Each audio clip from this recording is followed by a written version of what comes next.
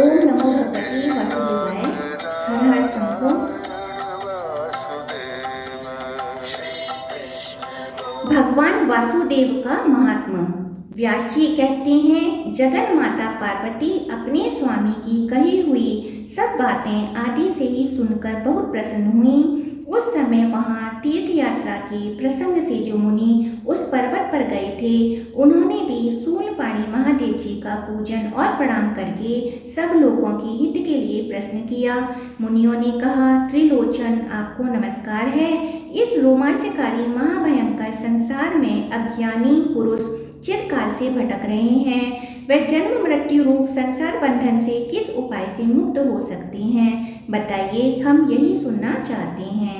महादेव जी बोले, द्विजों, कर्म बंधन में बंधकर दुख भोगने वाले मनुष्यों के लिए मैं भगवान वासुदेव से बढ़कर दूसरा कोई उपाय नहीं देखता। जो शंख चक्र और गदा धारण करने वाले भगवान वासुदेव का मन, वाणी और क्रिया द्वारा विधि पूर्वक पूजन करते हैं, वे परम गति को प्राप्त होते हैं। जिनका मन जगन में भगवान वासुदेव में नहीं लगा, उनके जीवन से और पशुओं की भांति चेष्टा से क्या लाभ हुआ? मुनियों ने कहा, सर्वलोक वंदित पिनाकधारी भगवान शंकर, हम भगवान वासुदेव का महात्मा सुनना चाहते हैं। महादेव जी बोले, सनातन पुरुष श्री हरि ब्रह्मा जी से भी श्रेष्ठ हैं। उनका श्री विग्रह श्याम वर्ण है, उनकी कांति जांबू नद नामक सुवर्ण के समान है। वे मेघ रहित आकाश में सूर्य की भांति प्रकाशित होते हैं। उनके 10 भुजाएं हैं। वे महातेजस्वी और देव शत्रुओं के नाशक हैं। उनकी वक्ष स्थलों में श्री वत्स का चिन्ह शोभा पाता है। वे इंद्रियों के नियंता और संपूर्ण देव वृंदक के अधिपति हैं। उनके उदर से ब्रह्मा का और मस्तक से मेरा प्रादुर्भाव हुआ है। सिर के बालों से नक्षत्र और ग्रह तथा रोमावलियों से देवता और असुर उत्पन्न हुए। उनके शरीर से ऋषि और सनातन लोक प्रकट हुए हैं। वे साक्षात ब्रह्मा जी तथा संपूर्ण देवताओं के निवास स्थान हैं। वे ही इस संपूर्ण पृथ्वी के रचयिता और तीनों लोकों के स्वामी हैं। स्थावर जंगम भूतों का संहार करने वाले वे ही हैं। वे देवताओं के भी देवता और रक्षक हैं।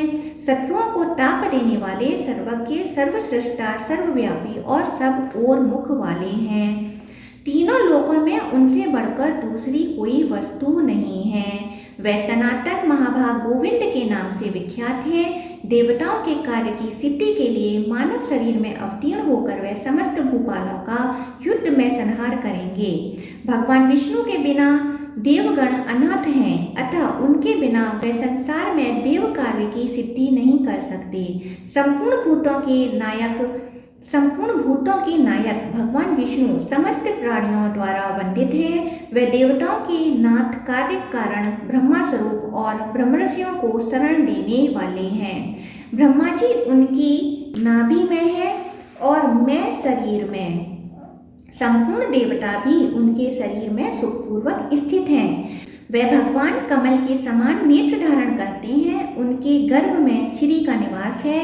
वे सदा लक्ष्मी जी के साथ रहते हैं। सांग नामक धनुष, सुदर्शन चक्र और नंदक नामक खड़ग उनके आयुध हैं। संपूर्ण नागों के शत्रु गरुण उनकी ध्वजा में विराजमान है। उत्तम शील, शौच, इंद्रिय संयम, पराक्रम, वीर, सुदृढ़ शरीर, ज्ञान, सरलता, कोमलता, रूप और बल आदि सभी गुणों से वह सुशोभित हैं। उनके पास संपूर्ण दिव्यास्त्रों का समुदाय है। उनके योग माया में सहस्त्रों नेत्र हैं। वे विकराल नेत्रों वाले भी हैं। उनका हृदय विशाल है। वे अपनी वाणी से मित्रजनों की प्रशंसा करते हैं। कुटुंबी और बंधुजनों के प्रेमी हैं। क्षमाशील, अहंकार शून्य और वेदों का ज्ञान प्रदान करने वाले हैं। वे भया आतुरों के भय का अपहरण और मित्रों के आनंद की वृद्धि करने वाले हैं। समस्त प्राणियों को शरण देने वाले और दीनों के पालक हैं। शास्त्रों के ज्ञाता और ऐश्वर्य संपन्न हैं। शरण में आए हुए मनुष्यों के उपकारी और शत्रुओं को भय देने वाले हैं। नीतिज्ञ, नीति संपन्न, ब्रह्मावादी, जितेंद्रिय और उत्कृष्ट बुद्धि से युक्त हैं। वे देवताओं की अभ्युदय के लिए महात्मा मनु के वंश में अवतार लेंगे। उस अवतार में वे ब्राह्मणों का सत्कार करने वाले ब्रह्मा स्वरूप और ब्राह्मणों के प्रेमी होंगे। यदुकुल में अवतीर्ण भगवान श्री कृष्ण राजगृह में जरासंध को जीतकर उसकी कैद में पड़े हुए राजाओं को छुड़ाएंगे। पृथ्वी के समस्त रत्न उनके पास संचित होंगे। वे अत्यंत पराक्रमी होंगे। भूतल पर दूसरा कोई वीर उन्हें पराक्रम द्वारा परास्त न कर सकेगा। वे विक्रम से संपन्न समस्त राजाओं के भी राजा और वीर मूर्ति होंगे। भगवान वासुदेव द्वारका में रहते हुए दुर्बुद्धि दैत्यों को पराजित करके इस पृथ्वी का पालन करेंगे। आप सब लोग ब्राह्मणों तथा श्रेष्ठ पूजन सामग्रियों के साथ भगवान की सेवा में उपस्थित हो सनातन ब्रह्मा जी की भांति उनका यथायोग्य पूजन करें। जो मेरा तथा पितामह ब्रह्मा का दर्शन करना चाहती हो उसे परम प्रतापी भगवान वासुदेव का दर्शन अवश्य करना चाहिए। उनका दर्शन होने से ही मेरा भी दर्शन हो जाता है, इसमें कोई अन्यथा विचार नहीं करना चाहिए। तपोधनो, भगवान वासुदेव ही ब्रह्मा है ऐसा जानो। जिन पर कमल नयन भगवान विष्णु प्रसन्न होंगे उन पर ब्रह्मा सहित संपूर्ण देवता भी प्रसन्न हो जाएंगे। संसार में जो मानव भगवान केशव की शरण लेंगे उसे कीर्ति यश और स्वर्ग की प्राप्ति होगी। इतना ही नहीं, वह धर्मात्मा होने के साथ ही धर्म का उपदेश करने वाला आचार्य होगा। महातेजस्वी भगवान विष्णु ने प्रजा वर्ग का हित करने की इच्छा से धर्मानुष्ठान के लिए कोटि कोटि ऋषियों को उत्पन्न किया। वह सनत कुमार आदि ऋषि गंधमादन पर्वत पर विधि पूर्वक तपस्या में संलग्न हैं। इसलिए धर्म के एवं प्रवचन कुशल भगवान विष्णु सबके लिए नमस्कार करने योग्य हैं।